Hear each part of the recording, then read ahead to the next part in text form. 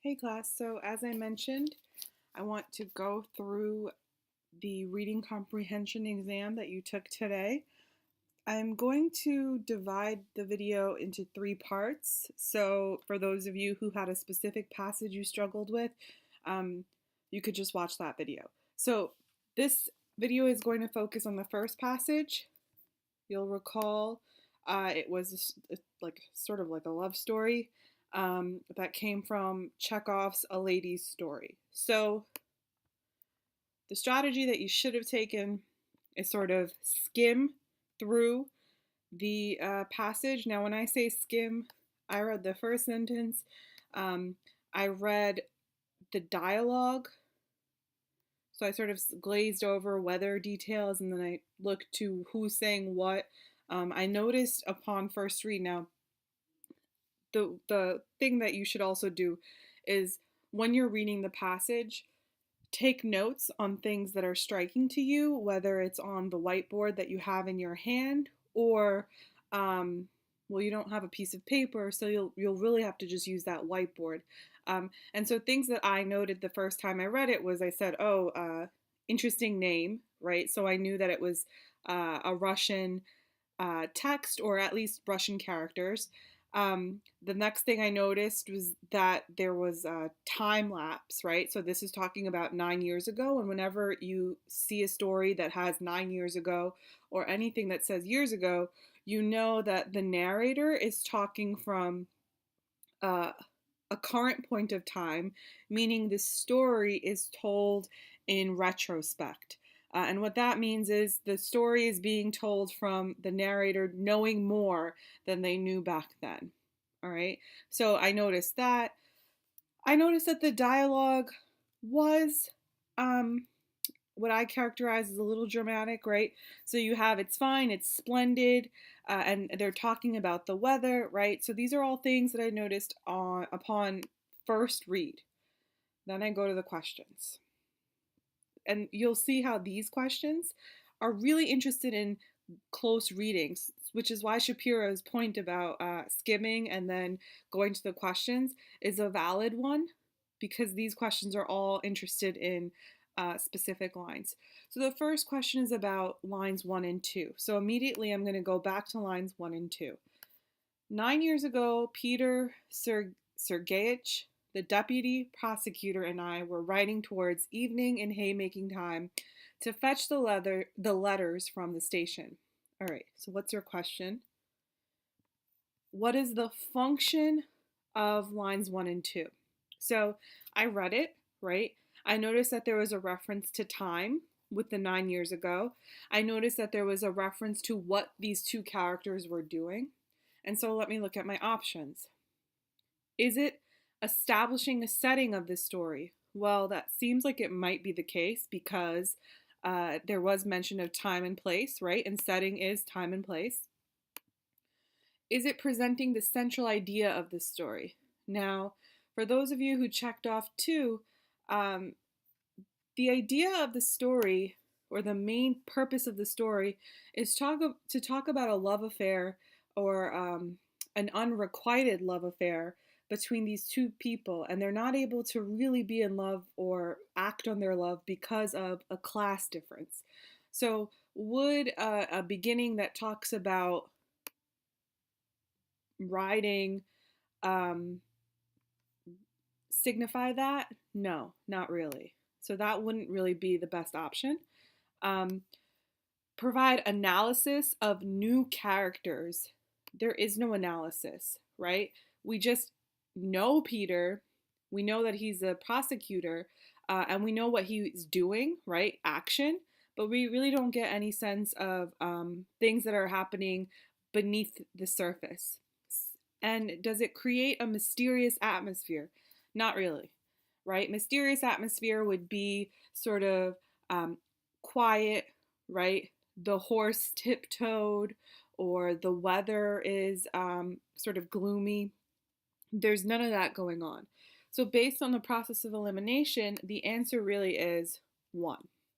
For those of you who struggled, I would say you should use the process of elimination, and also you should recognize that The beginning talks about year and location, and for that reason, it really is stunning.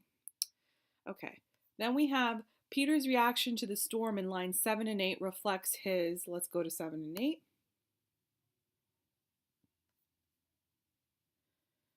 Peter Sergeyevich laughed and spurred on his horse. "It's fine," he cried. "It's splendid." Now I need a little bit more context, so I want to go maybe a couple of lines up, right, and read, "The weather was magnificent, but on our way back we heard a peal of thunder and saw an angry black storm cloud which was coming straight towards us. The storm cloud was approaching us and we were approaching it. Then the first wave raced through the rye and a field of oats. There was a gust of wind, and the dust flew round and round in the air.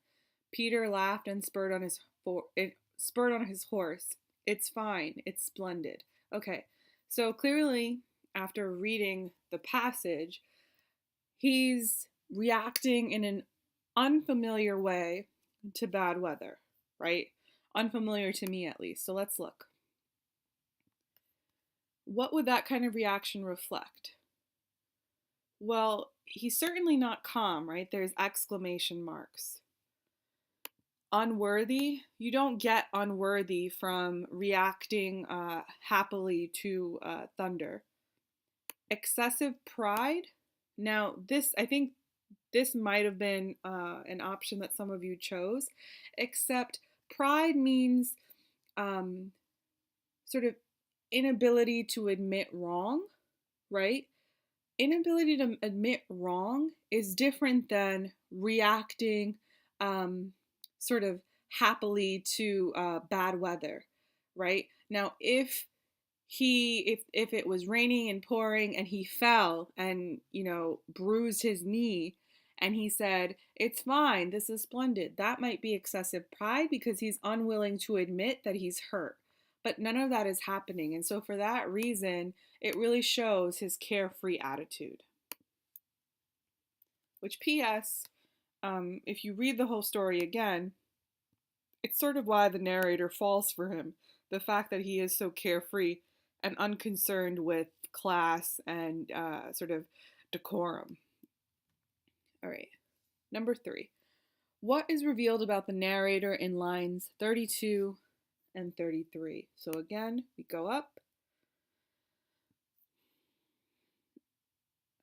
My father and brother, who were not used to seeing me laughing and lighthearted, looked at me in surprise and began laughing too.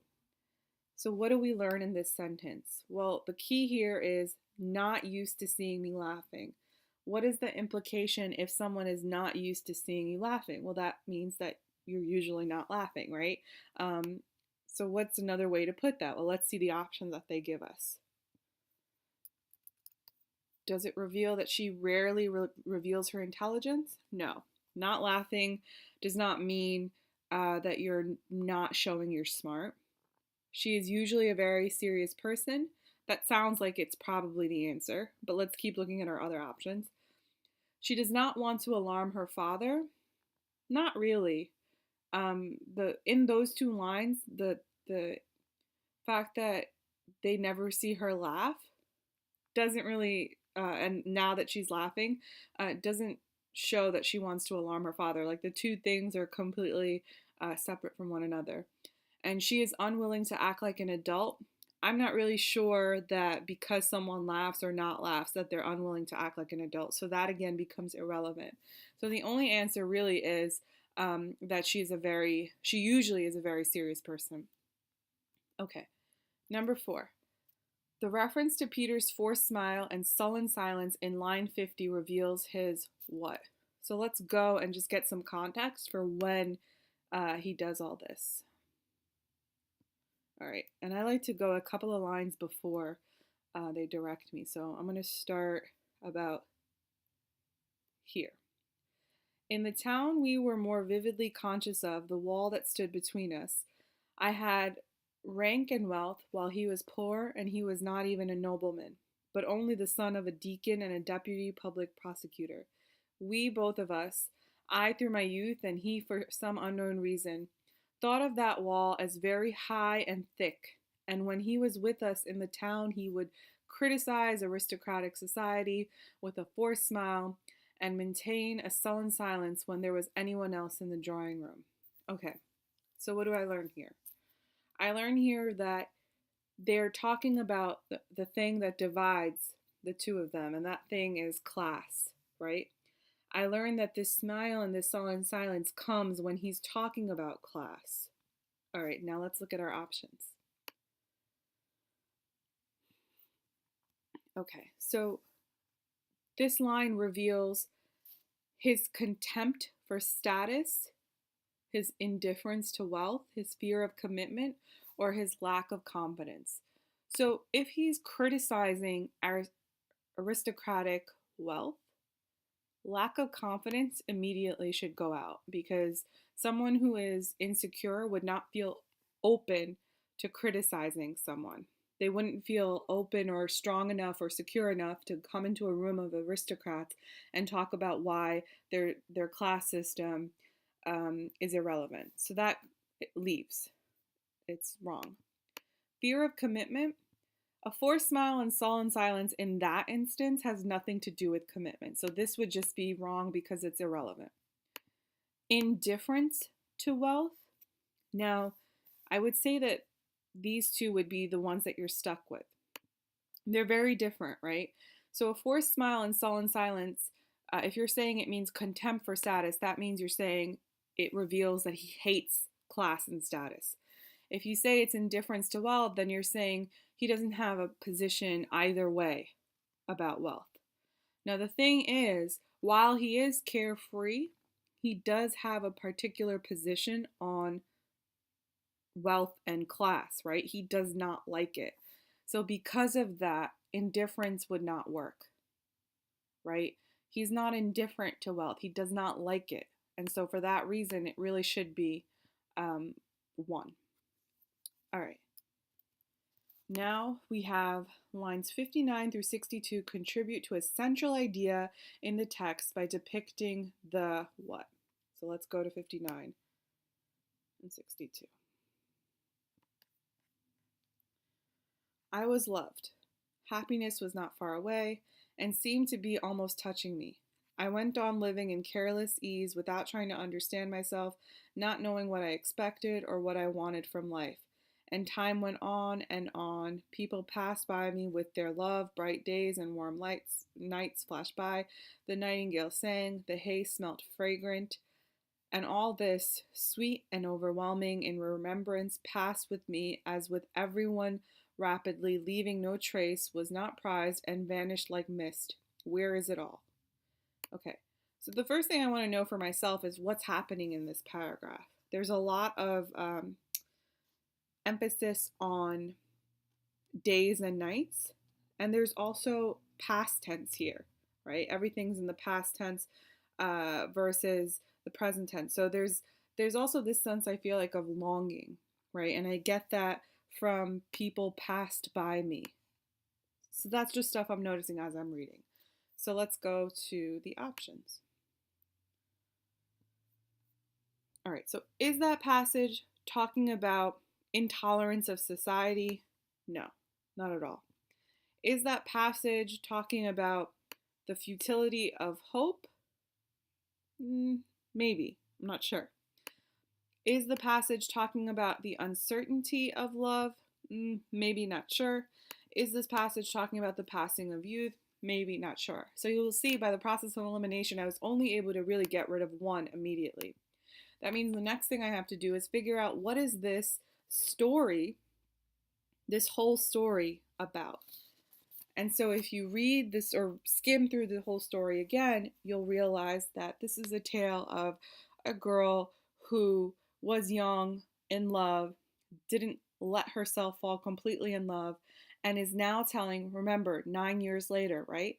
Is now telling the story of her youth, right?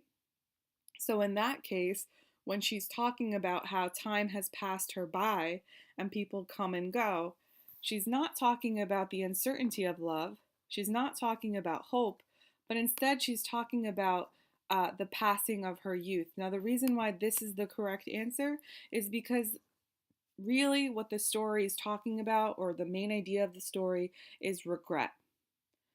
Is old age, the way that you learn from growing up. And so, what would help sort of confirm that central idea? Well, it would be something that talks about the passing of youth. And so, number one is the correct answer. I will say, though, this would be a place where you should reread the passage. Okay, number six. In line 65, the phrase flat desert distance is used by the narrator to describe her what? Let's go to 65. My father is dead. I have grown older. Everything that delighted me, caressed me, gave me hope, the patter of the rain, the rolling of the thunder, thoughts of happiness, talk of love, all that has become nothing but a memory. And I see before me a flat desert distance. On the plain, not one living soul. And out there on the horizon, it is dark and terrible. Okay, so the important thing for you to recognize here is she sees it before her. That suggests that this is something that she sees as her future. When you see something before you see it as something that you are going towards, right? In other words, you're going towards this future, you are going towards this thing. It's after your present. So let's see what the options are. Describe her physical location. No, she's not in a desert, so that's out. Social mobility. Not really. Talking about a desert distance does not indicate anything with class. Foreseeable future? Yeah, right? We said before, future was something that we immediately thought of when we saw that. Unfeeling nature? Not at all. The idea of a desert, you might get tricked because desert sort of implies dry, but the whole sentence indicates that it's not about the dryness of the desert, but the fact that she sees it in front of her. Imagine like a film when the character is in a desert, how it's just so wide and expansive, and so it feels like there's just so much out there, um, and that's how she's imagining her future. So the answer is number three. Why does Natalia not think about rank and wealth in line 78? Let's go to 78. Let's read a couple lines before. I thought of the past, and all at once my shoulders began quivering, my head dropped, and I began weeping bitterly. I felt unbearably sorry for myself and for this man, and passionately longed for what had passed away and what life refused us now. And now I did not think about rank and wealth. So she's upset, right? She's thinking about this past that she had with this man, and she feels sorry that essentially she feels bad that she can't have more moments with this man, right? So the idea of rank and wealth is coming after she's talking about her romance. So why does she not think about rank and wealth anymore? Because she lost her father? No, nothing to do with her father. Um, because she wasted her inheritance? No, nothing to do with her inheritance. Because she's followed her conviction? No, in fact, it's the opposite. She didn't follow her conviction. She wanted to sort of be with this man despite class difference, but she couldn't get herself to do that. She has realized her mistake. Yes, absolutely. In this passage, she's talking about how she wished she knew more then, so that she could have been with him. So the answer is 4.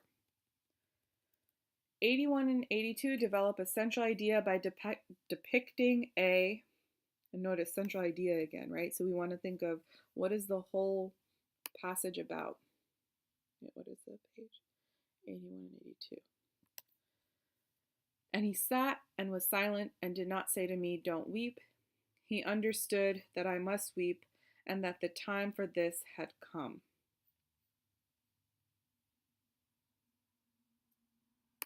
Okay, and that's like a little bit of a, I mean, I don't want to talk too much about the story, but okay, so there's sobbing in these lines. There's this sense of her being overcome with a sort of emptiness, right? And I get that from um, he understood that I must weep and that the time for this had come. This idea that someone must weep, you really have to weep when you experience grief, right? So what's going on in this two lines, in these two lines? She's not longing for attention. She's not really talking about a lack of comfort. Um, it would really be between 1 and 3. Now, the whole story is about unrequited romance, uh, missing your opportunity. And so, for that reason, it would be choice number 1. It's about it's helping to develop this central idea of unrequited love by talking about her sense of loss.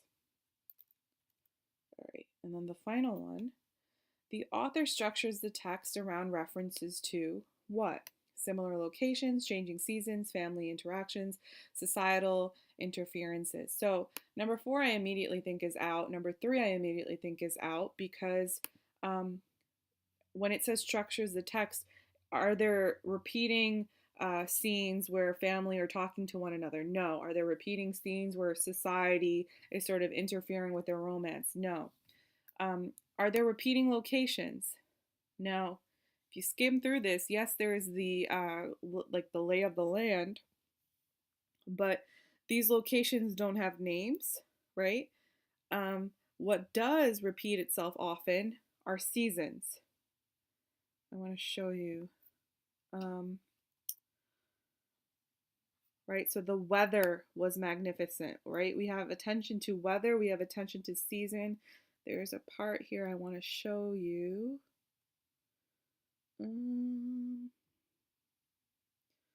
Oh, right here. Are charming only in the country and in summer and in winter, right? So there's attention to weather and seasons. So the best possible answer to that question is changing seasons. And it makes sense if you think about it because it's about time and how time just keeps moving. And so, what better to emphasize time lapse than talking about the different seasons? All right, so that's a wrap for part 1. I'll see you for part 2.